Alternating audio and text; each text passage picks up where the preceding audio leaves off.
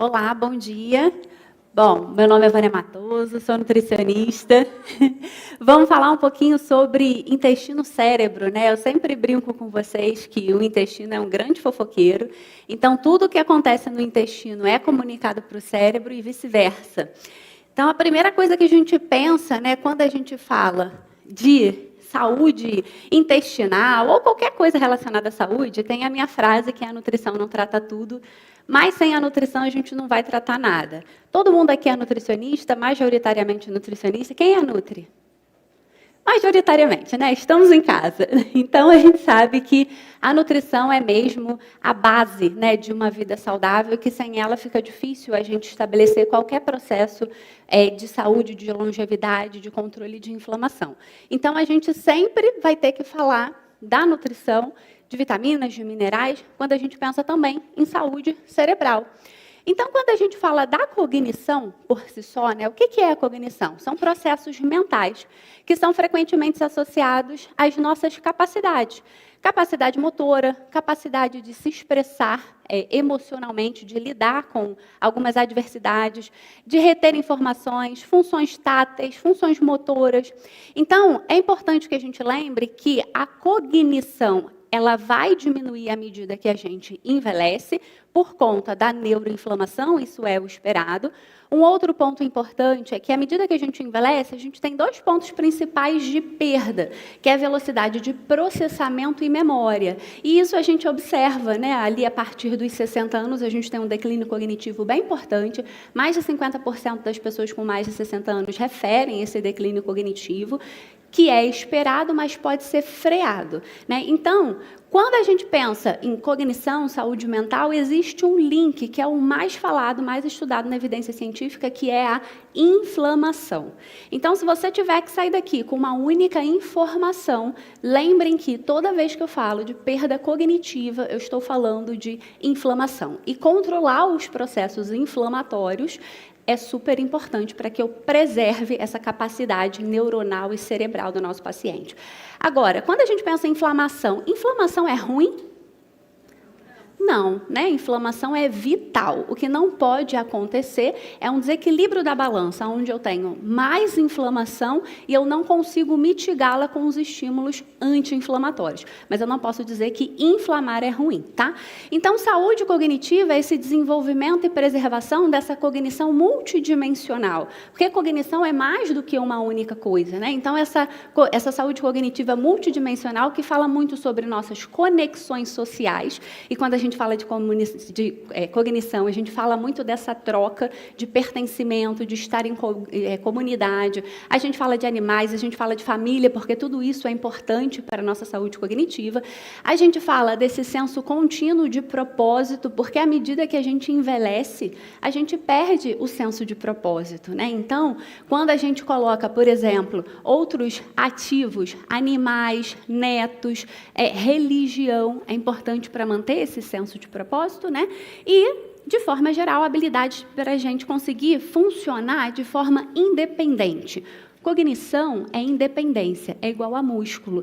A gente precisa ter massa magra para conseguir aproveitar a vida, caminhar pelo mundo, e a gente precisa de saúde cognitiva para que a gente seja independente à medida, né, que a gente vive. Então, quando a gente fala dessa saúde cognitiva, a gente sabe que tem vários pontos, né, que podem impactá-la de forma negativa.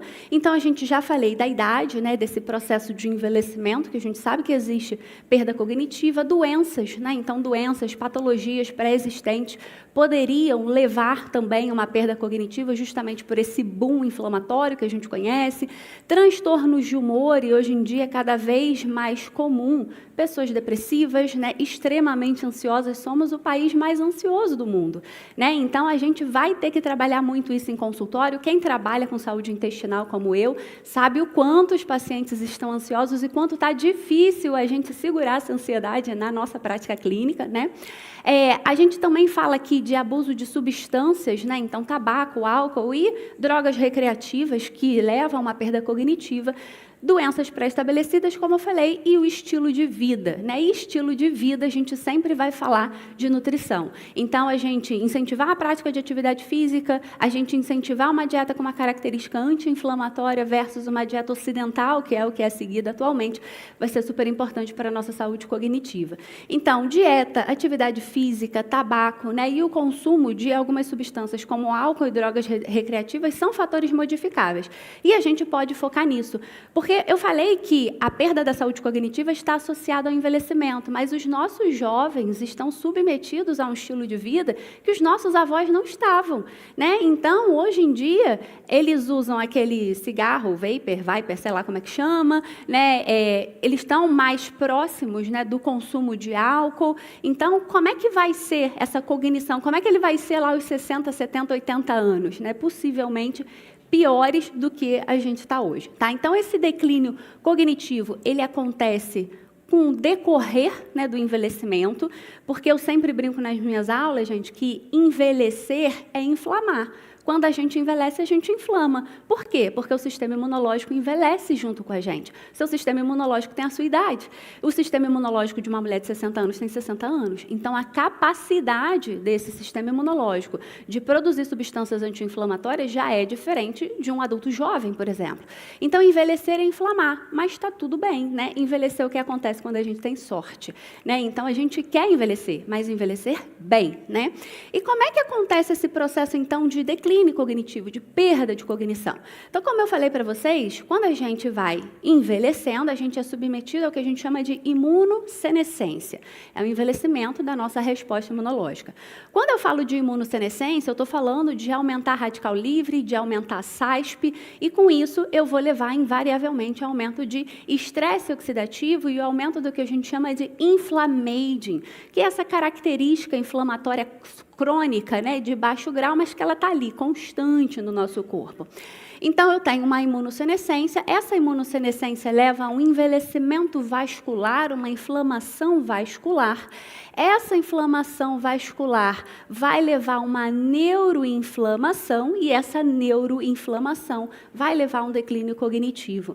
A nutrição pode atuar em todas as frentes, a medicina também, mas a gente vai se ater bastante a esse ponto da neuroinflamação, né? Então, se eu sei que o meu cérebro vai neuroinflamar, o que eu posso fazer hoje para evitar ou fazer com que esse processo seja mais lento ou mais suave, para que eu viva mais e melhor, né? Então, como é que se estabelece o declínio cognitivo, né, nos nossos pacientes, nas nossas vidas, nas nossas mães, né? Então, a gente primeiro tem essa redução da eficiência do sistema imunológico, que é a imunossenescência, que eu comentei com vocês. À medida que esse sistema imunológico envelhece, eu aumento a produção de citocina, de radical livre, de SASP, induzindo a uma resposta inflamatória crônica de baixo grau. Depois que isso se estabelece, eu acabo levando a um aumento bem importante dessas citocinas, desses SASPs, que levam a alguns danos, né? Danos celulares, danos moleculares. Essas substâncias, elas podem ter uma característica neurotóxica. Então, uma vez que é neurotóxico, eu posso gerar danos irreversíveis, levando ali a perda de algumas funções, tá? E acabo estabelecendo, então, distúrbios em processos cognitivos, neurodegeneração, e também pode estar relacionado à piora, né, do humor, dentre outras coisas. Então, a gente tem que lembrar que esse declínio cognitivo, ele é um evento cumulativo, né? Então, tudo que você foi exposto ao longo de uma vida, né? Ninguém acorda, né, com valores super altos de citocinas inflamatórias relacionadas ao envelhecimento, ninguém dorme jovem e acorda idoso, né? Então, é um processo de uma vida toda. Você expõe o seu cérebro uma vida toda a altas concentrações de substâncias inflamatórias, especialmente quando você está mais velho. Então, quando a gente fala dessa neuroinflamação, a gente tem que lembrar que a neuroinflamação, mediada por essas citocinas inflamatórias, elas têm muito a ver com sinalizações periféricas. Porque lembra que eu falei que existe uma comunicação dos eixos, né, do intestino, cérebro e vice-versa? Mas o que a gente sabe hoje é que a comunicação do intestino para o cérebro é ainda mais forte do que do cérebro para o intestino. E quando a gente fala de neuroinflamação, são essas citocinas inflamatórias capturadas da periferia e levadas a nível central que geram essa neurotoxicidade, esse neuroenvelhecimento, né? Então, essas citocinas geram uma neuroinflamação e essa neuroinflamação gerando produtos neurotóxicos que vão afetar a nossa cognição. Lembrando que esse processo, né, é um processo de longo prazo e que esse declínio, o desenvolvimento desse declínio cognitivo e a manifestação de sintomas, ela começa a acontecer antes da doença estar estabelecida, tá? Então, a gente fala ali de 10 a 15 anos antes, né, da doença, por exemplo, uma demência, um Alzheimer está estabelecido, a gente já sabe que os sintomas vão aparecendo ali de pouco a pouco. E como é que a saúde mental e o intestino se comunicam? Quais são esses elos? Quais são esses links? São muitos, né? A ciência vem cada vez estudando mais toda essa comunicação. É importante a gente lembrar que esse sistema, esse eixo intestino-cérebro é um eixo bidirecional, então os dois estão se comunicando ao mesmo tempo, e que é uma orquestra, é um movimento orquestrado, colaborativo, onde eu falo de um sistema endócrino atuando através da produção de hormônios, né? Onde eu falo de um sistema imunológico atuando através de citocinas inflamatórias, e onde eu falo de sistema nervoso atuando através de neurotransmissores. Então, é complexo, é multidimensional, é multifatorial, não é uma via só, não tem só uma única coisa acontecendo, tá? Mas, lembrando desse movimento orquestrado e dessa via bidirecional. Então, essa sinalização neuroendócrina do sistema nervoso e trato gastrointestinal é muito importante para movimentos comuns do dia a dia do nosso trato gastrointestinal. Controle de motilidade, peristalse, digestão, né? Além disso, o controle da chegada de sangue, de fluido para esse tecido intestinal, para nutrir esse tecido intestinal, mas a gente hoje sabe que ele tem ainda funções para além dessas funções básicas, né, de controle desses processos mais simples. Então, um eixo bidirecional, e quando eu penso nesse eixo intestino-cérebro, ele é constituído por 4 partes principais: sistema nervoso entérico, sistema nervoso central, o eixo hipotálamo pituitário adrenal, e a gente fala da parede intestinal. Então, ali é um complexo, né, constituído por 4 frentes diferentes, que vão atuar como o nosso segundo cérebro, quiçá o primeiro, né, gente? Que eu estou esperando a ciência levantar essa bandeira, né? Então, que ele vai atuar ali como um segundo cérebro, né, mandando, capturando, lendo tudo que acontece com a víscera e levando a nível central, produzindo respostas como alteração de humor, melhora ou não de aprendizado, melhora ou não de cognição, de memória, até a perda de movimentos finos poderiam estar associados, por exemplo, a um prejuízo intestinal, né? Então, eu tenho ali essa rede de neurônios que vão controlar a motilidade, e esse sistema nervoso ele vai se comunicar, sistema nervoso central, ele vai se comunicar principalmente através do nervo vago, que parece ser o grande X da questão, quando eu estou falando do eixo intestino-cérebro, porque ele é o principal comunicante, e a medula espinhal. A gente vai falar um pouquinho melhor do nervo vago. Então, quando a gente observa, né, toda essa comunicação de eixo intestino-cérebro, como eu falei, não é só uma coisa que está acontecendo. Então, eu tenho todas essas vias descritas em literatura de potenciais conexões. Nervo vago, o principal comunicante, ele é o elo físico do nosso cérebro com o nosso intestino, tá? Então, o nervo vago, o sistema imunológico, que é importantíssimo. E onde é que tem muita célula imunológica? No intestino, né? O sistema imunológico, o sistema nervoso entérico, constituído por aquelas 4 frentes que eu acabei de mostrar para vocês, fragmentos bacterianos, MAMPs e PAMPs, né? Peptídeo glicano e LPS, também participando dessa conexão, metabólitos bacterianos, ácido graxo de cadeia curta, sal biliar secundário, né? Então, a gente tem que lembrar que essas substâncias, eles, na verdade, eles estão ali para conectar sistemas. Eles não estão ali, o ácido graxo de cadeia curta não está só para nutrir o enterócito ou colonócito. Ele, na verdade, é um conectador, né, de vários sistemas diferentes. As células enteroendócrinas, que estão associadas à produção de alguns hormônios, que controlam os ciclos de fome e saciedade, mas também controla, por exemplo, o peristalse, uma vez que vai aumentar a produção de 5-HTP. O eixo hipotálamo, hipófise adrenal, né? Então, ali muito relacionado a cortisol. Nosso intestino não gosta de cortisol, né? E a gente é o quê? Cronicamente estressado. Então, essa liberação liberação crônica de cortisol altera muito a motilidade de trato gastrointestinal e composição bacteriana desse intestino, aumentando permeabilidade, inflamação. Então, é um looping infinito quando eu não faço o manejo do estresse. E neurotransmissores, produzidos a nível central e a nível intestinal, gerando essa comunicação. Então, é um eixo super complexo, tá? E como a gente fala, a gente atua em várias frentes ao mesmo tempo, não tem bala de prata, né? Então, aqui eu atuo em várias vezes ao mesmo tempo para eu conseguir sedar essa paciente, né? Então, o nervo vago é, de fato, o principal comunicante, ele é o elo físico da nossa cabeça, do nosso cérebro, até o abdômen, né? Então, ele faz toda essa comunicação. O nervo vago, ele faz uma leitura de tudo que está acontecendo na víscera e leva para o cérebro, e ele também traz a informação do cérebro para o intestino. Majoritariamente, a sua comunicação é do intestino para o cérebro, da víscera para a cabeça, tá? Então, alguns artigos falam que 80% da comunicação do nervo vago é do intestino para o cérebro, tem outros que falam em 90%, mas é um volume bem grande de informação trazida da víscera, né? Então, por isso que hoje em dia a gente sabe que tratar desse intestino é fundamental, por exemplo, para desordens psiquiátricas, para neurodegeneração, né? Para fazer com que os nossos pacientes vivam mais e melhores, para que eles sejam longevos de fato, porque longevo para a OMS é viver mais de 90 anos. Antes disso, a gente é só velho mesmo, né? Então, esse nervo vago, ele é o principal comunicante e ele vai fazer ali toda essa relação, essa conexão através de ativação de macrófagos. Ele está relacionado ao controle da ingestão de alimentos, comportamentos relacionados a medo. Vocês já perceberam como as pessoas estão medrosas, né? Então, essa semana, atendendo, uma paciente ia falando assim, porque eu tenho medo de comer mamão, eu tenho medo de fazer não sei o quê, eu tenho medo de comer beterraba, porque aumenta a permeabilidade. Eu falei, calma, respira, né? Não é assim que funciona, né? Então, as pessoas estão extremamente medrosas. Regulação de humor, né? A gente também sabe que as pessoas estão mais ansiosas, mais irritadas, e alterações psiquiátricas que estão muito relacionadas ao nosso intestino. Então, como a gente vê aqui nesse esquema, ele sugere ali que 90% dessa comunicação de nervo vago é do intestino para a cabeça.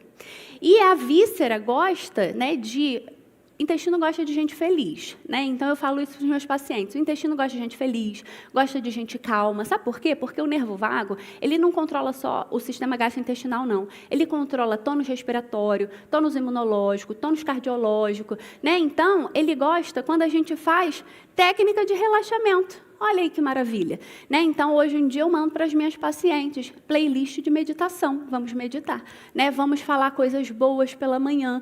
Por quê? Porque se eu não sinalizar que a víscera está em paz, o cérebro não vai ficar em paz. E se o cérebro não está em paz, a víscera também não está em paz. Então, hoje, a nutrição é mais do que uma prescrição de dieta low food map, no meu caso. Eu tenho que ter um olhar 360 se eu quiser melhorar a vida do meu paciente, porque essa é a nutrição do século XXI. É ampla, né? Ela está acima só do alimento. Que alimento por alimento, eu peço para o Google, para o ChatGPT fazer para mim que resolve, né? Então, esse nervo vago comunica da víscera para o cérebro e também vice-versa, tá? Do cérebro para a víscera, 10% dessa comunicação é da cabeça para o intestino.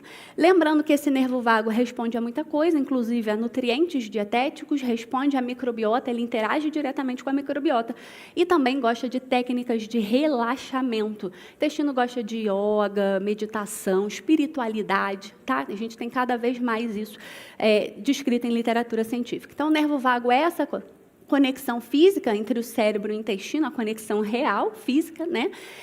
E a gente ainda tem o sistema nervoso entérico, que é essa rede de neurônio, de glias, né, que vai trazer toda a informação desse intestino, levar para o cérebro e controlar também a motilidade, a chegada de fluido, de sangue nesse tecido intestinal. Eu vou abordar um a um para a gente ficar com bastante clareza. O sistema imunológico, lembrando que trato gastrointestinal, o intestino é um grande pool, né, de células imunológicas. Eu falo que é uma piscina de linfócito.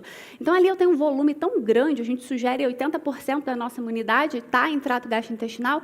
Então, ali eu tenho, na verdade, um alvo imunológico muito importante. E esse alvo imunológico, ele depende muito da nossa microbiota, porque a nossa microbiota é o personal trainer da nossa resposta imunológica. Então, se eu não tiver a bactéria exata, certa, nesse ambiente intestinal, eu vou treinar errado a minha resposta imunológica. Eu vou induzir respostas inflamatórias, alérgicas, autoimunes e não respostas de regulação. Porque essas células intestinais, né, da imunidade, elas estão lá naive, indiferenciadas. E é a microbiota que treina ela, que diferencia ela para uma resposta inflamatória ou uma resposta reguladora, tá? E a liberação desses metabólitos das bactérias comensais, né, os ácidos graxos de cadeia curta, sal biliar, 5-HTP, os pós-bióticos que a gente conhece, eles conseguem influenciar o sistema nervoso, alterando cognição e alterando humor, tá? E essa influência também pode levar à neuroinflamação, uma vez que essa microbiota pode exacerbar a resposta inflamatória, produzindo muita citocina, especialmente interleucina 1-beta, que é a principal quando a gente fala de neurodegeneração, piorando os sintomas do nosso paciente. E esse sistema imune, nervo vago, microbiota, está todo mundo se comunicando, né? Essa leitura é contínua. E essa inflamação na periferia, ela é detectada, ela é levada a nível central e com isso a gente tem piora no comportamento do nosso paciente, tá? É claro que em alguns casos a gente vai ter que medicar, tem que entrar com psiquiatria, psicologia, tem. Mas não adianta psiquiatria e psicologia sem a nutrição, porque sem a nutrição a gente não vai tratar nada e eu estou mostrando isso para vocês, né? E aí, a gente tem essa frase super antiga de Pasteur, que ele fala que são os micróbios que terão a última palavra. E é verdade, né? A gente, cada vez mais, a gente se debruça nesse conhecimento sobre saúde intestinal e o microbioma, e a gente ainda tem mais perguntas do que respostas, porque a gente é só mais um capítulo na vida das bactérias, né? Elas estavam aqui antes da gente aparecer e elas vão continuar, possivelmente, se a gente se extinguir. Então, são as bactérias, né? É esse eixo de microbiota e intestino que é super importante para perda cognitiva, para a melhora da saúde intestinal. Então, quando eu falo da microbiota, eu tenho 3 pontos de ação bem importantes. A produção de substâncias psicoativas, que podem melhorar ou piorar o quadro da minha paciente. A produção de metabólitos secundários, né, ácido graxo de cadeia curta, timal, LPS, indol, peptídeo glicano. E também o quorum sensing, o equilíbrio, né, desse ambiente bacteriano, controlando ali as famílias bacterianas, para que com isso eu consiga dar estímulos acertados, por exemplo, para o controle da permeabilidade de intestino, evitando o leaky gut, que está associado também à perda de função cognitiva. Então, esse papel da microbiota, a gente acredita que ele é um potencial modulador, um principal regulador do sistema imunológico, tá? E alguns nutrientes, suplementos, intervenções, conseguem modificar essa atividade, não só da microbiota, mas também do nervo vago, né? Então, a gente sabe de probiótico, que eu vou falar pontualmente sobre eles, como os psicobióticos, que poderiam ser interessantes para a saúde cognitiva. O glúten, que já poderia ter um efeito deletério, né? Então, hoje a gente sabe que até indivíduos que não são celíacos ou não têm sensibilidade à glúten não celíaca, quando submetido a uma carga muito grande de glúten, poderiam gerar resposta inflamatória na mucosa intestinal, tá? Antioxidantes, né? Então, antioxidantes sendo interessante para o cérebro, vitamina C, né? Complexo B, dentre outros, e os antibióticos, uma vez que eu pioro ali a composição dessa microbiota, eu acabo tendo um prejuízo também de cognição. Então, esse eixo, né, de estilo de vida, microbiota, ele é bem diversificado, né? Então, quando a gente olha para essa imagem, a gente vê que esse processo de eixo intestino-cérebro reage à dieta, a eventos genéticos e epigenéticos, o ambiente que a gente está inserido e a história da nossa família, o tipo de parto, você foi amamentado ou você não foi? Você nasceu de parto cesárea ou não? Você foi medicado quando você era bebezinho? Você nasceu a termo ou pré-termo? Porque talvez tenha que ter entrado com corticoide, com antibiótico muito precocemente. O ambiente que você está exposto, poluição, a gente em grandes cidades, drogas, você foi submetido a algum tratamento farmacológico de forma muito precoce, e exercício, que o intestino adora exercício, o cérebro também. Então, tudo isso vai afetar a nossa saúde cerebral, desde a forma que a gente come, se relaciona com o alimento, até a nossa cognição, memória, estresse, interação social, porque a gente está ficando mais recluso, isso é ruim para o nosso cérebro. E a sensação de medo. Lembra que eu falei que nervo vago e medo também estão super ligados?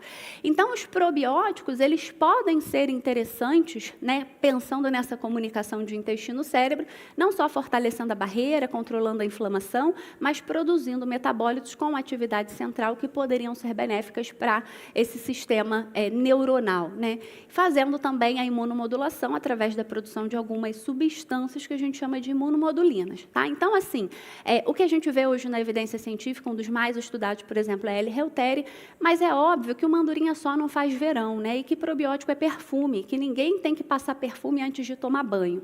Então, se você não está fazendo o óbvio, não tem por que usar L-reuteri, né? Você está se entupindo de fast food tomando L-reuteri e está esperando um milagre, porque não vai funcionar, né? Então, a gente precisa fazer o óbvio. E esses probióticos, eles atuam ali, né, de forma a mitigar a inflamação, né? Então, a gente fala da produção das imunomodulinas, de vitaminas, né, produzidas por essa própria microbiota, vitaminas do complexo B, que são interessantes não só no controle da força de tight junctions, né, mas também nesse controle da resposta inflamatória, e butirato, propionato, acetato, outros psicobióticos também, controlando esse estímulo inflamatório. Uma outra via de contato é o peptídeo glicano e o lipopolissacarídeo, tá? Então, a gente sabe que o LPS, ele vai se ligar ao receptor Toll-like-4, com isso, eu aumento a cascata de inflamação. Assim como eu tenho bactérias gram-positivas, que na sua maioria são bactérias boas, mas algumas, né, não são, e essas bactérias gram-positivas, apesar de terem peptídeo glicano, vão se ligar a um outro receptor, que é o Toll-like-2, e também pode dar estímulo inflamatório, tá? Para o cérebro. A gente ainda tem os metabólitos bacterianos, né? Então, a gente já falou bastante do ácido graxo de cadeia curta. O nervo vago tem receptor para ácido graxo de cadeia curta. Então, quando eu falo, né, da produção de ácido graxo de cadeia curta, eu estou falando em melhorar essa conexão também, tá? E a gente fala do 5-HTP, que a gente acha que o intestino produz 5-HTP para a gente ser feliz, mas não é. É para controle de peristalse, majoritariamente controle de motilidade. Sobra um pouquinho, ele dá para o cérebro para a gente regular o humor, a gente não ficar muito estressada, tá? Mas o que mais consome, né, 5-HTP é, de fato, o intestino. E a gente tem também as células enteroendócrinas. Então, nessas células enteroendócrinas, a gente tem a secreção de GLP-1, o famoso, né, que tem todo mundo utilizado, e o PYY, que eles diminuem a sensação de fome, né, ele vai atuar nos centros hipotalâmicos de controle de apetite. Só temos que lembrar que o obeso não tem isso aqui bem regulado, tá? Então, a gente tem que ter um pouco de cuidado com aquela ideia de que, um comer intuitivo no obeso não é bem assim que funciona, tá? Porque essa comunicação de eixo de intestino-cérebro e controle de fome e saciedade está perdido, tá? Está comprometido. E a gente tem as células enterocromafins, que elas vão produzir 5-HTP a partir de triptofano da dieta e que vai controlar basicamente funções intestinais, peristalse, controle de fluidos, chegada de sangue, né? E percepção de respostas inflamatórias. 5-HTP também está associado à percepção de dor, tá? Então, aqueles pacientes que têm síndrome do intestino irritável, como eu, a gente sente dor, né? Então, o 5-HTP parece também estar associado à percepção da dor. Então, quando a gente fala desse eixo intestino, cérebro e cognição, como vocês viram, né, ele é super complexo, né? Ele é bem maior, mais amplo, né? A discussão é bem mais profunda do que só a microbiota ou só a inflamação, né? Então, aqui existe um movimento orquestrado de muitas frentes diferentes. Então, os metabólitos, os neurotransmissores, a resposta imunológica, as conexões neuronais que se estabelecem, o nervo vago, tudo isso está relacionado a aumento ou não de neuroplasticidade, a melhora ou não de cognição e a perda ou não, por exemplo, de memória ou de outras capacidades cognitivas. Sem esquecer nunca do cortisol, né, já que é um eixo bidirecional, o cortisol é um dos maiores também conectantes do cérebro para o intestino. E qual é o efeito do cortisol no intestino? Aumento quando em grande quantidade, tá? O cortisol também não é ruim, é um hormônio de luta ou fuga, ele é importante para a nossa sobrevivência. Mas, quando em grande quantidade, aumento de permeabilidade, aumento de inflamação, diminui a quantidade de lactobacilos e, com isso, pode alterar também motilidade de trato gastrointestinal. Quantas de nós, frente a uma prova, um momento, um evento importante, não teve algum evento diarreico, né? Não aconteceu alguma coisa nesse trato gastrointestinal? É o eixo intestino-cérebro funcionando.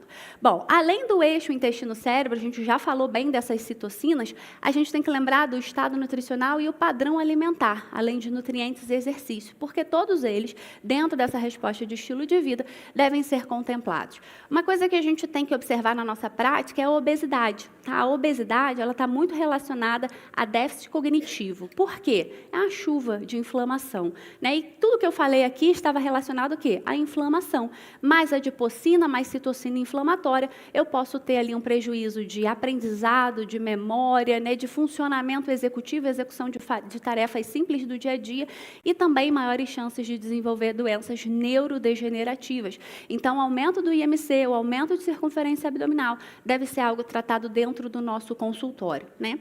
A obesidade está associada à perda de neurônio por essa exposição tóxica a essas citocinas inflamatórias. E qual é o problema do Brasil? Obesidade é uma pandemia, né? Ou seja, a gente tem mais de 60% da nossa população com sobrepeso e obesidade. Então, isso aqui é um problema de saúde pública que tem que ser resolvido o quanto antes, não só no Brasil, mas no mundo, né? Então, é algo que a gente tem que tratar para que a gente consiga melhorar a saúde desses pacientes. Quando a gente fala de nutrição, trazendo um pouco mais, né, para o nosso lado, a gente sabe que tanto o excesso de carboidrato, a hiperglicemia, quanto o excesso de lipídio podem ter efeito negativo na saúde cerebral, tá? Então, quando a gente fala do excesso de gordura saturada, porque bacon não é rúcula, você não pode comer a quantidade livre, né, open bar, tá? Porque o excesso de gordura saturada vai atuar em receptor Toll-like 4 igual ao LPS, gerando toda aquela cascata de inflamação. Dieta cetogênica é boa para o cérebro? Sim ou não? É uma possibilidade? Sim, né? Mas o que acontece na cabeça do nosso paciente? Dieta cetogênica é feita com o quê? Com bacon e creme de leite, né? Dieta cetogênica, na verdade, é o quê? Open bar de vegetal A com gordura monossaturada, azeite, azeitona, abacate. É isso que você vai comer, né? Não é bacon livremente, tá? Então, existe alguma dieta que proteja a nossa cabeça? Sim, a dieta do Mediterrâneo, ela continua sendo a maior indicação. Então, a gente vê ali que uma dieta do Mediterrâneo, né, bem complexa e diversa, ela aumenta ali a neuroplasticidade, logo aumenta a cognição. Por quê? Muito legume, muita verdura, muito composto bioativo, eu consigo gerenciar o peso e eu consigo dar nutriente para esse ambiente cerebral. E aí a gente tem ali alguns alimentos, né? Então, os alimentos de origem vegetal, a dieta plant-based, né, parece ser muito interessante para a melhora da cognição.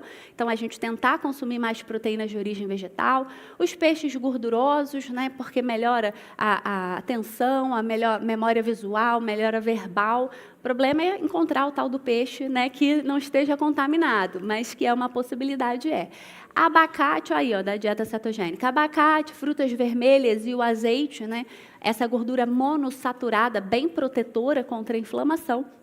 A curcumina, tudo que a gente procura de saúde cerebral, fala de cúrcuma, fala de chá verde, fala de resveratrol, fala de coenzima Q10, de ômega, né? Então, são nutrientes bem estabelecidos para a cognição e diminuir o consumo de carne vermelha, que as pessoas comem muita carne vermelha, né? Especialmente aqui no Brasil, que a gente tem bastante acesso. Então, quanto é muito, Vânia? Existe uma indicação, né, de em torno de 400 gramas de semana de carne vermelha, dá 4 porções de 100 gramas, dá para sobreviver. Então, o que a gente pede para o nosso paciente? Rodízio, né? Rodízio de fontes proteicas. Como a gente gosta de métrica, né? Quanto, então, eu tenho que comer de legume e verdura? Mais de 400 gramas, né? Dá mais ou menos 5 porções ao dia, factível, dá para fazer, tá? Diminuir o consumo de açúcar livre, açúcar simples, né? O cérebro não gosta de alimento açucarado. Diminuir o consumo de gordura, especialmente gordura saturada, não ultrapassar 10% do valor energético total da dieta. Eu ainda trabalho com um pouquinho menos, eu gosto de 7%, tá? do valor energético total, e diminuir o consumo de sal. Por quê? Sal aumenta a inflamação através de uma via chamada T-helper 17. Tá? Então, tudo isso aqui tem que ser contemplado lá na nossa dieta. E tem uma dieta que eu não sei se vocês ouviram falar, que é a The Mind Diet, né? Então, a The Mind Diet é uma mistura de duas intervenções. É a dieta DASH, antihipertensiva, com a dieta do Mediterrâneo. Então, ela parece aumentar a cognição naqueles pacientes que seguem esse perfil alimentar. E qual é o segredo dessa dieta? O que tem nessa dieta? Folhoso verde escuro, né, que é maravilhoso para o cérebro por conta da concentração de complexo B, né, que tem ali, leguminosas, leguminosas, né, também tem vários nutrientes ali, flavonoides, importantes para o cérebro. Frutas vermelhas, que não é característica do nosso bioma, mas a gente tem o quê? Açaí. Né? Açaí é uma boa possibilidade. Não sorvete de açaí com leite condensado, o açaí sem açúcar. Né? Peixes gordurosos e gorduras boas, castanhas, nozes, sementes, tá? Devem ser colocados ali na dieta do paciente. E aí, o que a gente vê, né, com a dieta DASH? O que os pesquisadores viram com a dieta MIND, perdão? Que houve um aumento de antioxidantes, o aumento do estimulante inflamatório, diminuição de neurotoxicidade, e com isso a gente tem proteção e melhora da cognição. Tá? Então, a dieta MIND pode ser feita não só para neurodegeneração, mas também para ansiosos, depressivos. A gente tem algumas evidências científicas interessantes. E como é que eu boto isso na prática? Folhas verdes escuras, frutas vermelhas, ó, época da jabuticaba está chegando, leguminosas, grãos integrais, azeite, oleaginosa, peixe, frango. Ele cita vinho tinto com parcimônia. Eu acho que o corpo de saúde não tem que falar sobre consumir bebidas, né, com álcool, porque o nosso paciente tem audição seletiva. Se eu disser para ele, toma uma taça, ele vai tomar uma garrafa e vai dizer que fui eu que falei. Então, eu não vou correr esse risco, porque a gente não tem doses seguras, né, de consumo de álcool. Então, eu falo para ele, na dúvida, evite. Né? Então, margarina e manteiga, pode comer manteiga dentro de um racional razoável, não é manteiga com pão. Né? Carne vermelha, diminuir alimentos açucarados, industrializados e frituras. Né? Essa é a dieta MIND na prática. Lembrando que nutrição é sinergismo, gente, é um pouco de cada coisa. Né? Então, assim, não tem um único nutriente que vai salvar a lavoura. É um movimento sinérgico de vários compostos que atuam ao mesmo tempo. E, a partir daí, nós somos grandes maestros, nós nutricionistas, que conseguimos elencar esses alimentos e fazer as melhores combinações, melhorando, revertendo a saúde do nosso paciente. Então, o que tem nessas dietas Mediterrânea e dieta MIND que é tão interessante para o cérebro, para a cognição? Legume, verdura e fruta. Né? Porque é isso que o nosso intestino gosta de comer. Ele gosta de comer folhas coloridas, legumes coloridos. Né? Então, ele quer compostos bioativos, que têm atividade prebiótica, e tem fibra, né? Que é o maior diferenciador dessa resposta microbiana intestinal. E, hoje em dia, a gente sabe que quem tem uma dieta rica em fibra tem melhora da cognição. Ó, melhora da cognição, melhora da memória, melhora da velocidade de processamento de dado. A gente tem que comer fibra, porque a fibra melhora a microbiota, melhora toda aquela orquestra de eixo intestino-cérebro, e isso se traduz num ser humano mentalmente mais saudável. Né? Então, qual é o efeito da fibra nesse caso? Aumento de BDNF, né? Então, o BDNF é um fator de plasticidade cerebral, melhorando a cognição, melhora da memória de curto, médio e longo prazo, melhora o desenvolvimento psicomotor, e aqui a gente está falando de criança também, tá, gente? Esse eixo intestino-cérebro está muito forte também nos bebês, também nas crianças, né? Então, maior desenvolvimento psiconeuromotor, melhor resposta ao estresse, melhora da atenção e velocidade de processamento. Só que qual é o problema? Como é que é o consumo de fibra no Brasil? Alto ou baixo? Baixíssimo. É porque a gente só segue nutricionista e acha que todo mundo come salada, mas essa não é a realidade da nossa população. Tá? O que a gente sabe, considerando, né, essa é uma pesquisa grande, chama Vigitel, é um dado importante do nosso país, e ele considerou ali que seria um consumo regular, pessoas que consumissem legumes, verduras e frutas todos os dias, 5 porções ao dia. Só 20% da nossa população tem esse perfil de consumo. Tá? Então, 80% da nossa população está aquém da recomendação. Qual é a recomendação de fibra dia? 14 gramas a cada 1.000 calorias. Sabe qual é a média de consumo no Brasil? 8 gramas. 8 gramas dia. Por isso que a nossa paciente não faz cocô, né? Porque não tem substrato para formar bolo fecal, né? Então, 14 gramas a cada 1.000 calorias ou 24 a 30 gramas ao dia. Se é uma gestante, 28 a 30 gramas ao dia. A necessidade de fibra é muito acima do que a gente consome hoje em dia. Recentemente, eu fui num congresso na Itália e eles estão falando de 70 gramas ao dia para a manutenção dessa microbiota. Mas eu discordo dos 70 gramas ao dia, tá? Mas só para vocês verem que a gente está muito longe, tá? E aí a gente tem a possibilidade de usar o Guardian, né? O Guardian é um excelente produto porque ele melhora o intestino, melhora a composição bacteriana, melhora a permeabilidade, né? Melhora a força de tight junction. Tem vários nutrientes ali, vitamina C, tem zinco, vitamina D, que são importantes para a saúde cognitiva, melhora da resposta imunológica. e a reposição dessas fibras que a gente acabou de falar que são tão importantes, né? Então, a gente tem aqui uma possibilidade de melhorar esse intestino, melhorar a permeabilidade, proteger da neuroinflamação e diminuir, e evitar essa diminuição da capacidade cognitiva pela suplementação. A boa notícia é que a fibra é não fermentativa, então, aqueles pacientes nossos que não se dão bem com fibra, se dão usualmente muito bem com a goma cássia, tá? Uma outra coisa que eu adoro, né, no Guardian é a presença de Saccharomyces, né, da beta-glucana de Saccharomyces, para melhorar a resposta imunológica dos nossos pacientes. Ela vai atuar ali como uma levedura probiótica, amplificando a resposta imune dos nossos pacientes, tá? Então, 1 a 2 sachês ao dia, diluído em água, conseguem melhorar de forma importante a saúde dos nossos pacientes. Saindo dessa seara de cognição, só dar uma dica prática para vocês, excelente para mulher que tem fungo, que é cândida de repetição, que não melhora, funciona bastante, eu uso bastante na prática, né? Então, o Guardian é essa sinergia de beta-glucana, de goma cássia, de L-glutamina, de cisteína, glicina, vitamina C, zinco, né, vitamina D, então, bem interessante para a saúde dos nossos pacientes. Então, a gente tem glutamina, glicina, cisteína para manutenção da integridade da mucosa, beta-glucana, zinco, vitamina C. O cérebro adora zinco, adora vitamina C, adora vitamina D para modular a resposta imunológica. E hoje a gente sabe que níveis séricos mais baixos de vitamina D estão associados a prejuízo cognitivo. Não dá para paciente chegar no nosso consultório com 20 de vitamina D e 17 de ferritina. Dá vontade de chorar, eu não sei como é que ela está pensando, né? Então, não pode deixar isso acontecer. Níveis ótimos de vitamina D, de 50 a 80, tá? É isso que a gente quer como alvo no nosso consultório. E a vitamina C também, como o grande antioxidante, também a suplementação de vitamina C está relacionada à diminuição desse prejuízo cognitivo. Então, eu deixei aqui para vocês, né, alguns nutrientes importantes para toda essa facilitação de cognição, e além de todos esses aqui, eu chamo a atenção para o ferro, porque as pacientes estão muito deficientes, vocês médicos, entendam que a nutrição não vai repletar quando a ferritina está abaixo de 40, eu preciso de você, né? Porque eu não vou conseguir dar por via oral e repletar o status nutricional. Então, quando a gente está pedindo para vocês, por favor, façam ferro inject, façam Noripurum, a gente sabe o que a gente está fazendo, né? Porque a gente sabe que a gente não vai conseguir. E o nosso trabalho é multidisciplinar, a gente precisa de ajuda, né? Então, entendam a nossa prescrição. Além disso, fibras alimentares estão associadas a sono, não sei se vocês sabem, né? Mas por quê? Ácido graxo de cadeia curta, o butirato, ele está associado à resposta, sabe de quem? Ciclo circadiano. Os clock genes reconhecem ácido graxo de cadeia curta. E quando eu tenho mais butirato, eu regulo melhor o ciclo circadiano e eu tenho melhora do padrão do sono. Por que eu estou falando de melhora do padrão do sono, de fibra, de Guardian?